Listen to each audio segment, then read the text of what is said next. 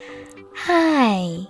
In front of me is Xiaomi 12 Lite, and today I would like to show you how you can change default apps on this device.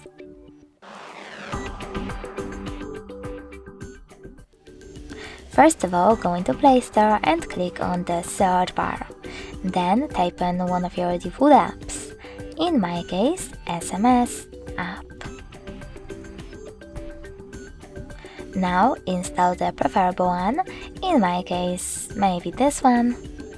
Wait for it to download and select Home button.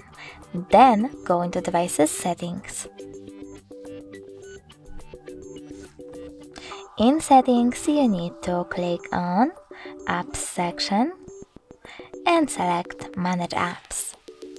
Then click on those three dots at the top right corner, select Default Apps and tap on one of those sections, in my case Messaging.